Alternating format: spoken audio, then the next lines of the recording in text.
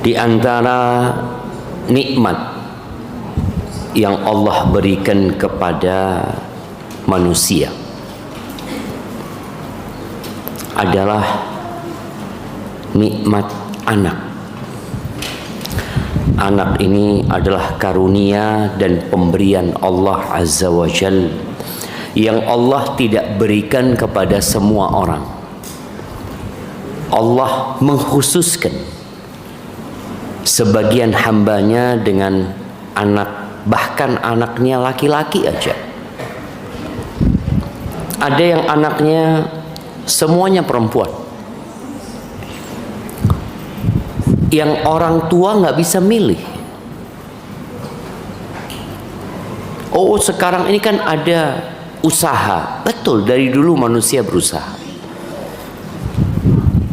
tapi yang Allah nggak kasih apapun usahanya, maka Allah jadikan sebagian orang itu mandul. Kenapa? Allah berbuat apa yang Allah kehendaki, dan semua perbuatan Allah itu berlandaskan hikmah dan ilmu. Milik Allah yang di langit apa-apa. Ibu-ibu harus menanamkan kepada dirinya sendiri sebelum kepada anak-anaknya bahwa pemilik itu hanya Allah. Tapi kan ada di dunia ini BPKB,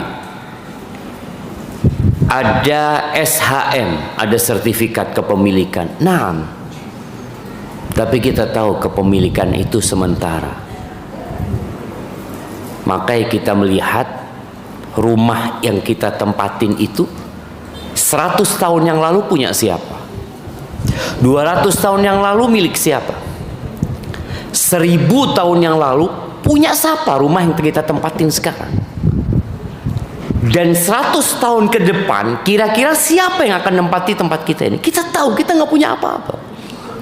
Makanya seringkali Allah itu menyebutkan tentang kepemilikan ini, lillahi ma fis samawati wa ma fil ard, yakhluqu ma yasha.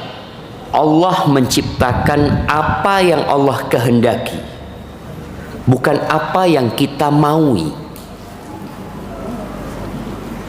Subhanallah ya, betapa banyak mimpi yang kita rajut ternyata tidak menjadi kenyataan.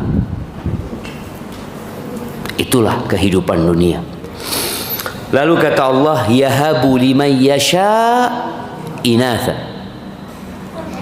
Sebagian orang itu Allah kasih anak perempuan, lahir anaknya perempuan lagi, nanti lahir perempuan lagi. Kadangkala ada yang bergurau, antum nggak bisa bikin anak laki. Ya, Allah yang memberikan, yahabu. Jadi namanya Allah itu Al-Wahhab. Biasanya kita kalau meminta sesuatu yang memang tidak ada usaha dari kita, benar-benar murni dari Allah, ya sudah kita minta hablana, minta dari Allah. Allah katakan yahabu liman yasha inatha wa yahabu liman yasha udzukur, dan Allah memberikan kepada siapa yang Allah kehendaki, bukan yang Allah cintai, tapi siapa yang Allah kehendaki. Adzukur, anak laki-laki, semua anaknya laki, lahir lagi, lahir lagi. Anda punya anak 8 semuanya laki. Au yuzawijuhum dzukranan wa inatha, atau Allah memberikan kepada mereka berpasangan, laki, anak laki-laki dan anak perempuan. Lalu Allah katakan wa yaj'alu man yasha'u aqima. Allah jadikan sebagian orang itu mandul.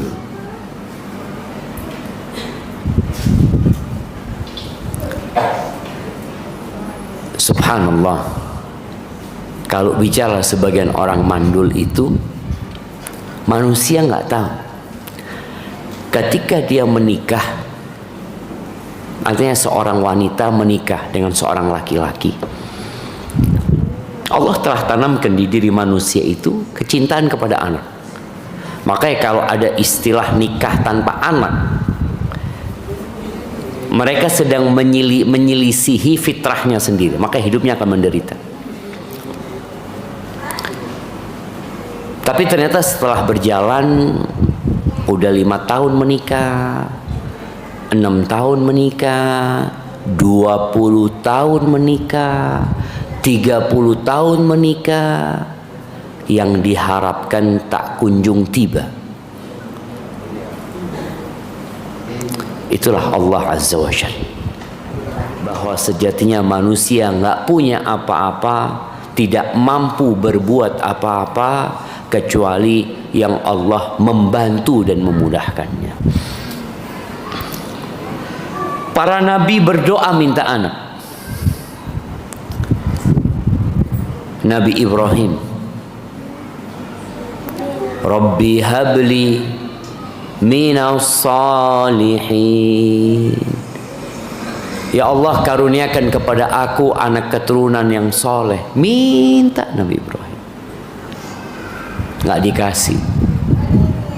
Minta lagi, belum dikasih. Tapi karena beliau yakin Allah akan memberi, beliau tidak berhenti berdoa. Sebagian kita itu ketika menikah 10 tahun, 15 tahun, 20 tahun nggak dikasih anak, terkadang berhenti berdoa gara-gara informasi yang menyesatkan. Ada yang mengatakan sudah tak kira situ di anak, sudah tak bisa sudah. Atau dokter mengatakan resiko tinggi mun di anak. Ini 20 tahun tak beri anak, tahu-tahu ditakut-takutin untuk berhenti berdoa minta anak. Nabi Ibrahim berdoa dan baru dikasih anak umur 86 tahun. Istrinya Sarah itu ketika umur 86 tahun itu dari istrinya Hajar. Kalau dari Sarah lebih tua lagi, 90-an mungkin. Ketika malaikat Jibril dan beberapa malaikat bertamu ke rumahnya Nabi Ibrahim, lalu mereka memberikan kabar gembira kepada Nabi Ibrahim kalau dia akan punya anak dari Sarah. Sarah itu dikatakan lari dari dalam rumah. Dia mengatakan ajuzun aqim. Ajuz, kata dia, aku ini sudah ajuz, udah tua renta dan aku mandul. Apa kata malaikat-malaikat? Qalu kadzaliki qala rabbuki. Tapi seperti itulah ketentuan Tuhanmu. Engkau bakal hamil. Ajuz bisa hamil. Nah, kenapa? Innallaha ala kulli syai'in qadir. Nabi Zakaria berdoa tanpa pernah berburuk sangka. Di surat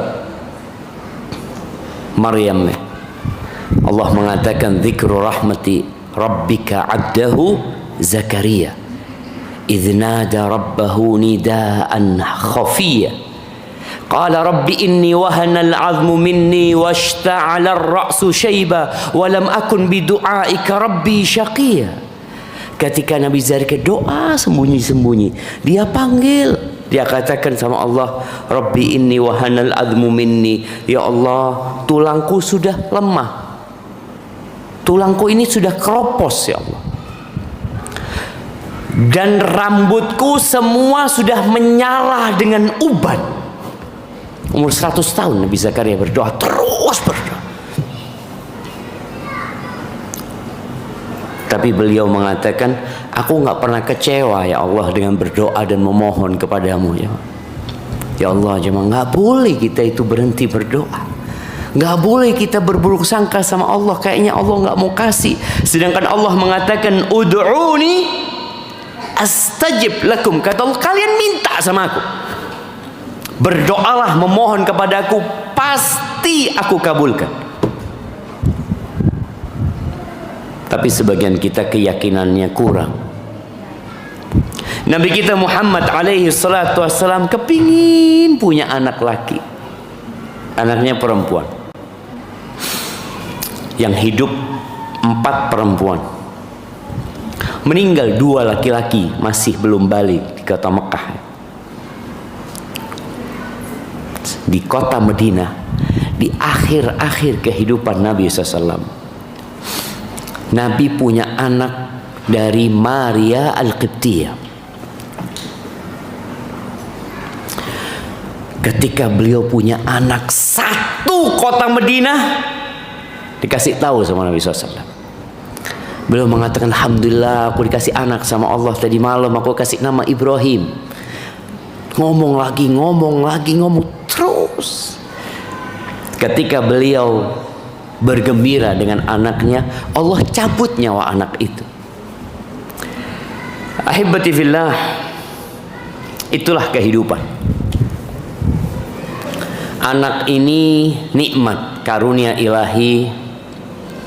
Makanya di surat Al-Kahfi Allah katakan, al-malu wal banun zinatul hayatid dunya. Harta dan anak-anak laki-laki itu adalah perhiasan kehidupan dunia. Ya, sebagian kita mungkin biasa aja dengan anaknya yang sekarang dia punya. Sebagian anak kita mungkin tidak berbakti sama orang tua gara-gara kita tidak bersyukur kepada Allah atas nikmat itu anak. Kita anggap biasa, padahal itu karunia.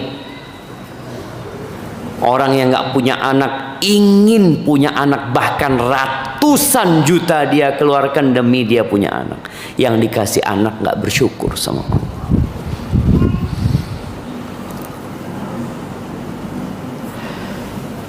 Ahibati fillah.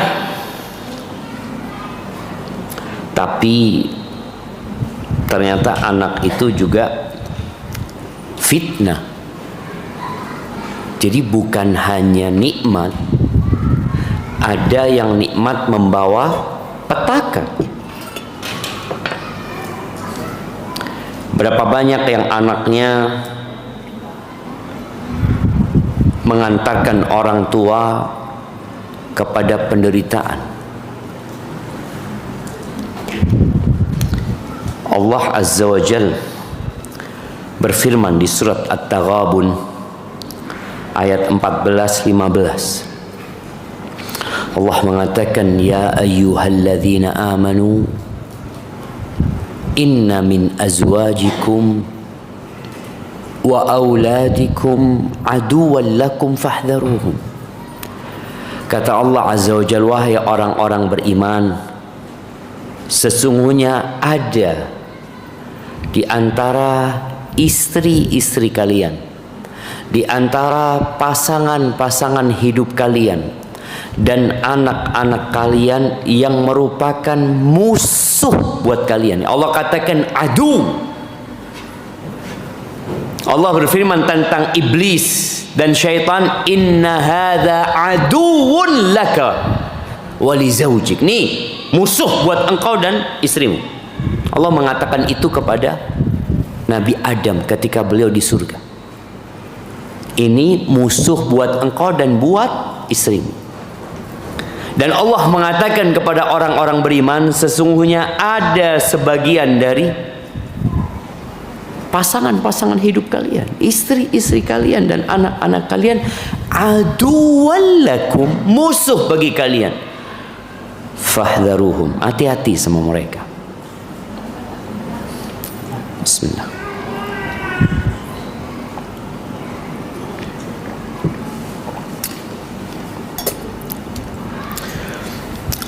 Gimana kok jadi musuh? Gimana nikmat membawa petaka? Ya, sering kita merasakan hal itu. Ada yang istrinya, atau kok di sini suaminya, menghalangi istrinya dari kebaikan. Istrinya mau ngaji, nggak usah. Istrinya ingin berbuat kebaikan, dihalangi sama suaminya. Sebaliknya, ada wanita-wanita yang menjadi penghalang suaminya dari kebaikan. Suaminya sebelum menikah suka puasa Senin Kemis, suka sholat malam. Setelah menikah hilang puasa Senin Kemisnya, hilang sholat malamnya. Siapa penyebabnya? Boleh jadi istri. Dan ada juga anak-anaknya musuh. Kita akan bahas seperti apa sih anak-anak itu jadi musuh buat orang tuanya, supaya orang tua hati-hati menghadapi mereka. Karena Allah mengatakan fahdharuhum, hati-hati kalian menghadapi mereka. Mereka nikmat, mereka menyenangkan, mereka perhiasan, tapi mereka ada yang sebagian musuh. Kalau nggak hati-hati, ya kita yang jadi korban. Wa in ta'fu wa tasfahu wa taghfiru fa innallaha ghafurur rahim.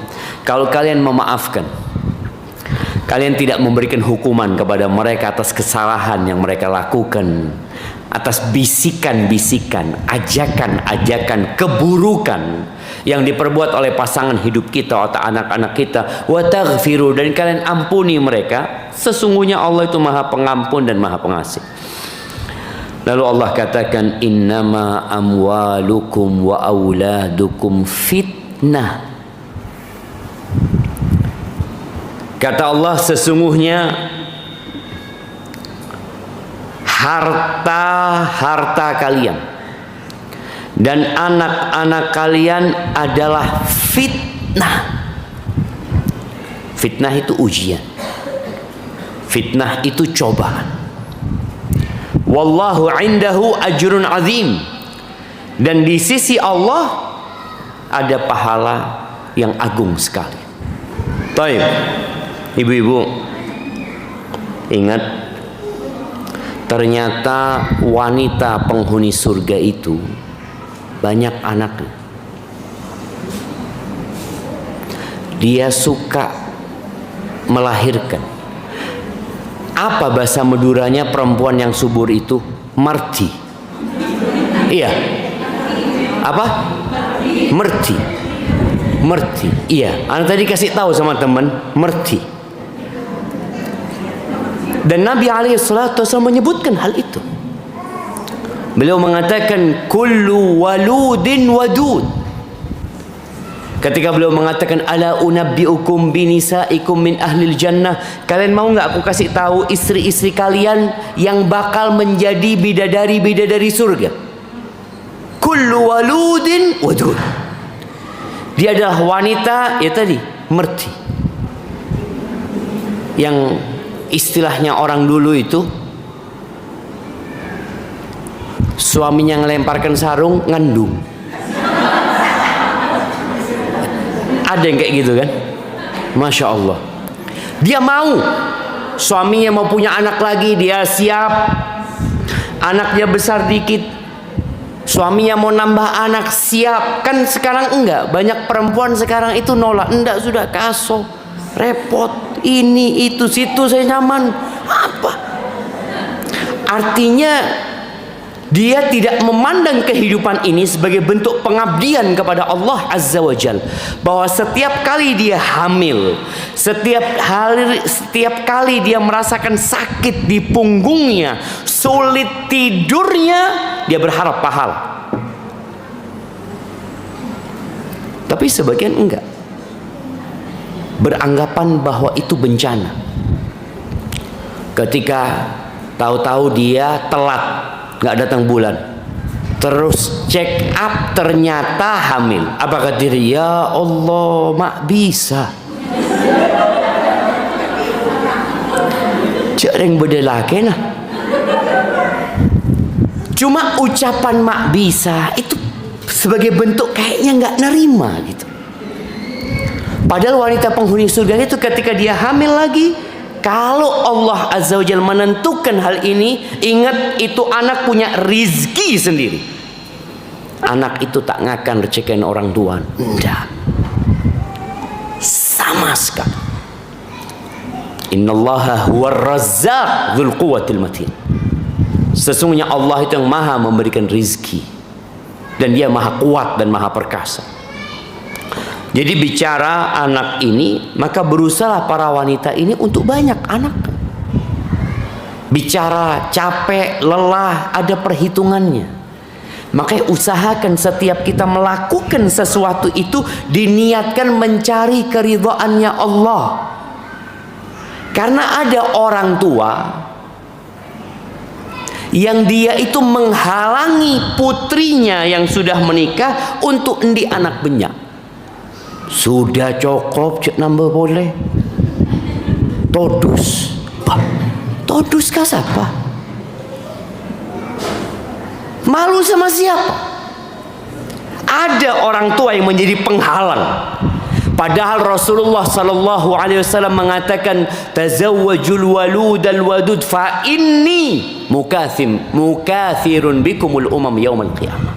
Nabi itu nyuruh para sahabat, nikahilah wanita-wanita yang subur dan penyayang. Aku itu suka sekali kalau pada hari kiamat berbangga-bangga dengan umatku banyak. Ini loh umatku banyak. Jadi niatkan ketika ingin punya anak, mapunga Rasulullah sallallahu alaihi wasallam. Makle apunga Nabi Aten, makle seneng. Ya Rasul, saya nyumbangkan buat umatmu 7, 10, 12. Ketika dia niatkan mencari keridhaan Allah, Allah ridho jemaah. Cuma kita itu kan niatnya sudah nggak ke sana. Kita berpikir hidup ini untuk bersenang-senang. Bukan. Hidup ini untuk berjuang mengabdi kepada Allah Azza wa Jalla. Dan jadilah wanita yang penyayang. Jadilah wanita yang senang sama anak-anaknya, senang sama suaminya, senang sama anak-anaknya. Jangan sampai banyak anaknya tapi nggak diurus. Karena ada sebagian wanita yang hidupnya sekarang sibuk dengan handphone. Bahkan anak itu memperhatikan. Ada anak yang ngomong sama bapaknya, ayah, aku ngelihat ibu itu kalau ayah datang langsung handphonenya sabuk. Ada ibu-ibu yang kayak gitu, berdelakin sabuk. Suaminya pergi langsung main handphonenya. Ahibati fillah, bicara anak itu ujian. Ingat kisah yang Allah sebutkan di surat Al-Kahfi di ayat 80-81, ketika Nabi Khidir ditanya sama Nabi Musa di akhir cerita, kenapa itu anak engkau bunuh? Jadi ada anak yang dibunuh sama Nabi Khidir. Maka Khidir mengatakan, wa ammal ghulamu, adapun anak laki-laki itu yang sudah remaja, fakana abawahu mu'minain, bapak ibunya itu orang yang beriman. Fakhashina ayurhiqahuma tughyanan wa kufra, kami khawatir anak laki-laki itu membebani orang tuanya sehingga orang tuanya bisa melampaui batas dan jadi kafir. Fa'aradna ayyubdilahuma rabbuhuma khairan minhu zakatan wa aqraba ruhma, maka dibunuhlah anak itu dengan harapan Allah kasih ganti yang lebih baik. Makanya kadangkala orang tua kalau anaknya meninggal dunia, hendaklah dia berbaik sangka sama Allah Subhanahu wa taala. Boleh jadi anak ini kalau tetap hidup nanti besarnya merepotkan orang tuanya. Makanya di antara orang yang mendapatkan rumah di surga itu adalah orang yang ketika Allah kasih ujian dengan dimatikan anaknya yang masih kecil, orang tua ini mengatakan, alhamdulillah, Dia memuji Allah, alhamdulillah ala kulli hal. Lalu dia mengatakan inna lillahi wa inna ilaihi raji'un. Kita tuh milik Allah, anak ini dina Allah. Allah yang memiliki. Dan kita akan kembali kepada Allah Azza wa Jalla. Lalu Allah mengatakan kepada malaikat-malaikatnya, ubnu lil abdi baitan fil jannah, bangunkan buat hambaku ini rumah di surga. Dan rumahnya kasih nama Baitul Hamdi, rumah pujian. Dikasih anak memuji Allah, diambil anaknya dia tetap memuji Allah Azza wa Jalla. Ahibati fillah, di antara bentuk fitnah, ujian, cobaan dan permusuhan yang ditimbulkan dari anak-anak kita itu, anak ini kadangkala mendorong orang tuanya untuk bekerja yang haram demi anak-anak. Dia nggak peduli dengan halal haram, yang penting anaknya seneng. Ada orang tua yang seperti itu. Bahkan kadangkala kita melihat ada ibu-ibu ya yang mencuri di minimarket. Buat siapa? Buat anak. Yang kedua, anak itu juga bisa mendorong orang tuanya untuk jadi orang yang bakhil, yang cerek, yang pelit. Padahal sebelum punya anak, Masya Allah royal, suka membantu tetangganya, suka bersedekah ke masjid. Coba lihat ibu-ibu, posisi dia sebelum dan sesudah punya anak. Kalau ternyata sodakohnya berkurang, ini ujiannya anak. Maka Allah katakan, ya ayyuhalladzina amanu la tulhikum amwalukum wala auladukum an dzikrillah. Jangan sampai wahai orang-orang beriman, anak-anak dan harta kalian membuat kalian lupa dari mengingat Allah. Itu harta dari Allah dan Allah perintahkan untuk kita keluarkan, engkau nggak keluarkan. Oh, untuk masa depan anak-anak. Nanti anak-anak kan mau kuliah, ini itu, berhenti sedekah dia. Ketika dia ingat sama anak-anaknya. Makanya bagaimana setan itu datang membisikkan pikiran ketika orang mau sedekah, anakmu lebih pantas mendapatkannya. Oh iya. Mau sedekah, anakmu. Mau sedekah, mungkin engkau nanti akan hamil lagi, mau punya anak. Sampai anak yang belum datang pun dihitung. Yang membuat orang tuanya jadi bakhil. Kemudian anak itu juga bisa mendorong orang tuanya dan mengantarkannya untuk bersikap pengecut dalam membela kebenaran, dalam berjuang di jalan Allah Azza wa Jalla. Dia mengatakan, bu, anak saya masih kecil-kecil ya, gimana kalau saya mati di medan perang nanti, neser kanak-kanak. Anak-anak. Padahal kita tahu anak-anak itu ada Tuhannya yang mengatur dan mengurusi rezeki.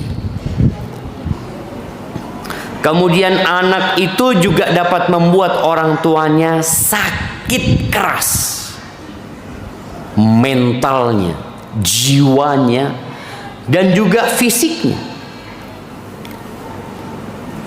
Berapa banyak orang tua yang akhirnya gara-gara anak-anak tidak menerima takdir Allah Azza wa Jalla.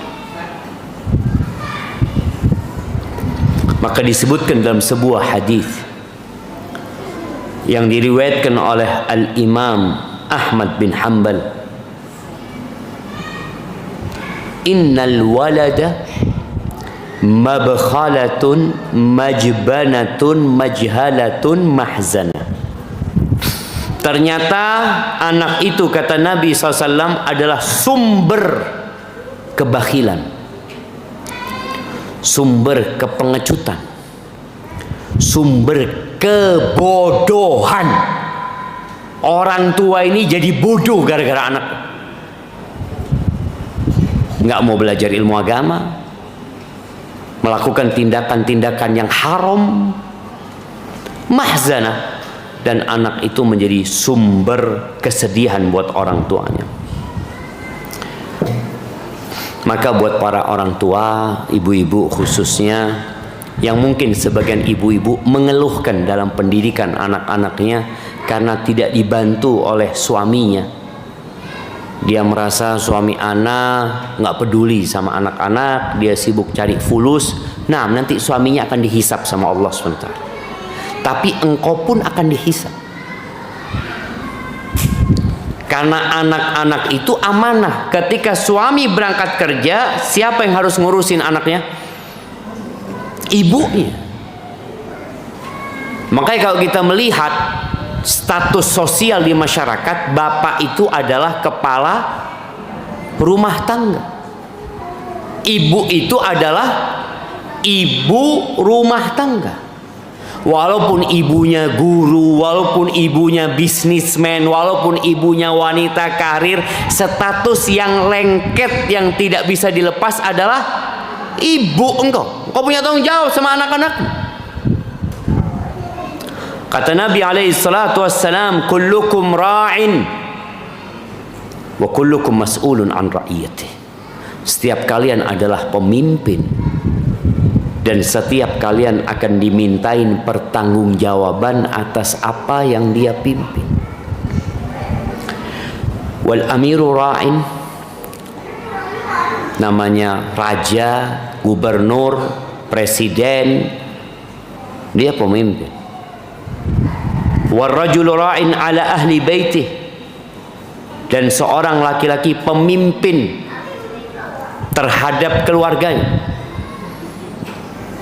Wal mar'atu, nih, dan wanita ra'iyatun ala baiti zawjiha wa waladihi, dan wanita-wanita itu adalah pemimpin di rumah suaminya dan anak suaminya. Kadangkala anak itu bukan anak ibunya, anak itu dari istri yang lain. Itu adalah amanah.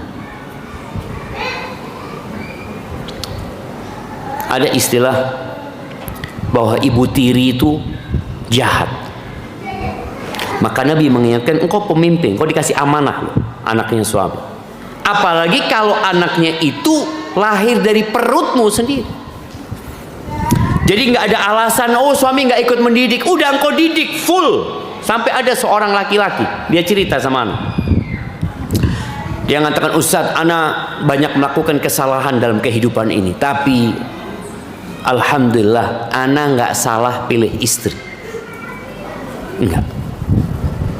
Suaminya kadang-kala kerja merantau, suaminya kadang-kala harus keluar kota, tapi dia nggak salah pilih istri. Anak-anaknya semuanya benar. Bukan karena bapaknya. Ya kalau bicara bukan karena bapaknya, juga karena bapaknya. Karena bapaknya nggak salah pilih istri, dan karena emaknya juga bertanggung jawab dalam rumah itu. Wa kullukum mas'ulun an ra'iyatih, dan semua akan dimintain pertanggungjawaban atas apa yang dia pimpin.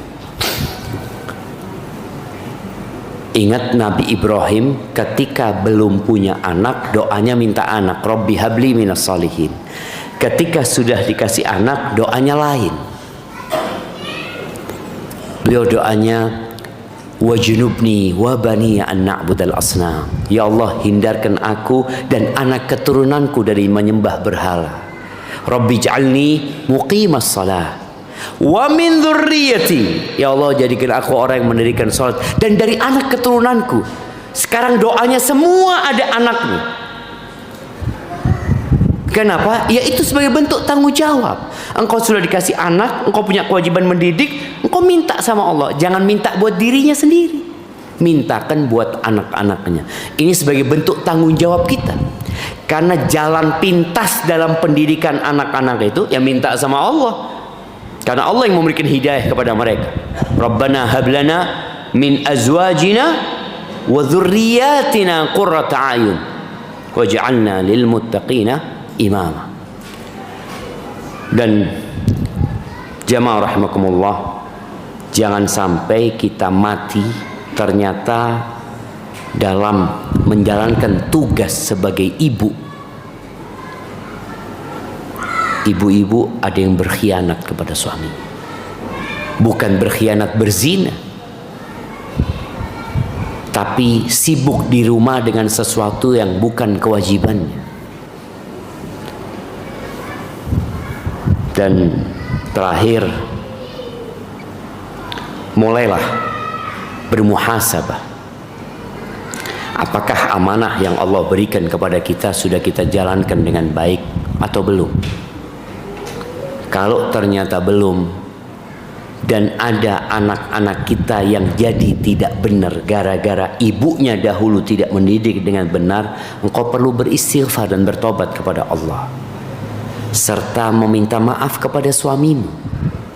Katakan, iya dulu aku banyak menelantarkan anak-anak, karena kelak pada hari kiamat akan ditegakkan keadilan, ada hisab dan persidangan, dan semoga saat itu kita bisa menjawab pertanyaan-pertanyaan yang akan ditujukan kepada kita. Hadza wallahu a'lam bissawab. Itu yang dapat Anda sampaikan. Kurang lebihnya mohon maaf. Yang benar dari Allah Azza wa Jalla, yang salah dari diri Anda pribadi.